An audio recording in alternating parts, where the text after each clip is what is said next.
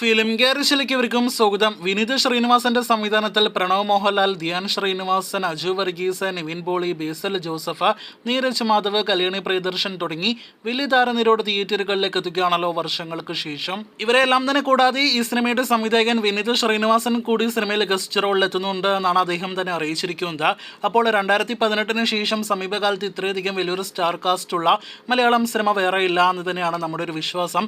നാളെ തിയേറ്ററുകളിലേക്ക് എത്തുകയാണല്ലോ. April 11 release ചെയ്യുകയാണല്ലോ വർഷങ്ങൾക്ക് ശേഷം. സിനിമയുടെ റിലീസിന് മുന്നോടിയായുള്ള അവസാന വീഡിയോയിലൂടെ പ്രേക്ഷകരിലേക്ക് എത്തിക്കുന്നത് സിനിമയുടെ ആദ്യ ഷോ എപ്പോൾ തുടങ്ങും, എത്ര മണിക്ക് സിനിമയുടെ ആദ്യ അഭിപ്രായങ്ങൾ നാളെ പുറത്തു വരും, ഒപ്പം സിനിമയുടെ പ്രിവ്യൂ റിപ്പോർട്ടുകൾ എന്താണ് നിലവിൽ പുറത്തു വന്നിരിക്കുന്നത്, കൂടാതെ സിനിമ ഞെട്ടിക്കുമോ, നിവിൻ പോളി എല്ലാം തന്നെ സിനിമയിൽ എത്രത്തോളം മികച്ച അഭിപ്രായങ്ങൾ നേടിയെടുക്കും തുടങ്ങിയ വിവരങ്ങളെല്ലാം തന്നെയാണ്. ആദ്യമേ സിനിമയുടെ ഷോ ടൈമിംഗിലേക്കെല്ലാം തന്നെ വരികയാണെങ്കിൽ ഇതിനോടകം തന്നെ മികച്ചൊരു ബുക്കിംഗ് എല്ലാം തന്നെ നേടിയെടുത്ത സിനിമയുടെ ആദ്യ പ്രദർശനം കേരളത്തിൽ നാളെ രാവിലെ 8 മണിക്കും 8:30 ഇടയിലാണ് ആരംഭിക്കുന്നത്. നാളെ റിലീസ് ചെയ്യുന്ന മലയാളം സിനിമകളിൽ ആദ്യം പ്രദർശനം ആരംഭിക്കുന്ന വർഷങ്ങൾക്ക് ശേഷം എന്ന സിനിമയുടെ ആദ്യ അഭിപ്രായങ്ങൾ തന്നെയായിരിക്കും ആദ്യം പുറത്തു വരിക. 2 മണിക്കൂർ 53 മിനിറ്റ് ദൈർഘ്യമുള്ള സിനിമയുടെ ആദ്യ അഭിപ്രായങ്ങൾ രാവിലെ 11 മണിക്കും 11:30 ഇടയിൽ ലഭ്യമാകുമെന്ന് പ്രതീക്ഷിക്കാം. ഇപ്പോൾ തന്നെ വലിയ താരനിരയുള്ള സിനിമയിൽ ഇനിയും സർപ്രൈസ് കാസ്റ്റ് ഉണ്ട് എന്ന തരത്തിലുള്ള റൂമറുകൾ പലതവണ സോഷ്യൽ മീഡിയയിൽ പ്രചരിച്ചതാണല്ലോ. ലാലേട്ടനും ശ്രീനിവാസനും വരെ സിനിമയിൽ അഭിനയിക്കുന്നു എന്ന റൂമറുകളെല്ലാം തന്നെ പ്രചരിപ്പിക്കുന്നുണ്ട്.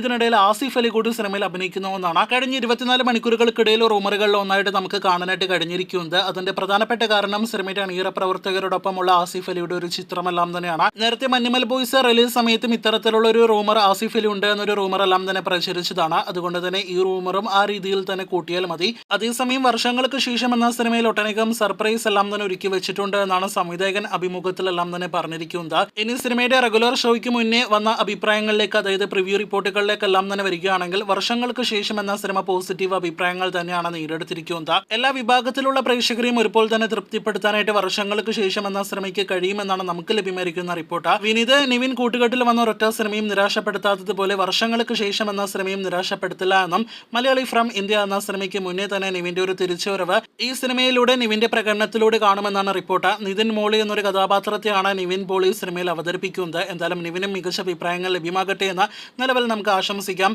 അവസാനമായിട്ട് പറയുകയാണെങ്കിൽ പ്രണവിന് പോലും ഹൃദയത്തിനേക്കാൾ വർക്കായ സിനിമ അത് വർഷങ്ങൾക്ക് ശേഷം എന്ന സിനിമയാണ്. അതുപോലെ തന്നെ നമ്മുടെ പ്രേക്ഷകർക്കും കൂടുതൽ വർക്കാവട്ടെ വർഷങ്ങൾക്ക് ശേഷം എന്ന് ആശംസിക്കാം. ഇതിനിടയിൽ ചിലരെല്ലാം തന്നെ സിനിമയെ ഡിഗ്രേഡ് ചെയ്യാനായിട്ട് കാത്തിരിക്കുന്നു എന്ന് നമുക്ക് മനസ്സിലാക്കാനായിട്ട് കഴിയുന്നു. എന്തായാലും കാത്തിരിക്കാം. ഡിഗ്രേഡേഴ്സിനുള്ള മറുപടി നാളെ എന്തായിരിക്കുമെന്ന് അറിയാനായിട്ട് കൂടുതൽ വീഡിയോകൾ കേട്ട് പ്രേക്ഷകർ കാത്തിരിക്കൂ.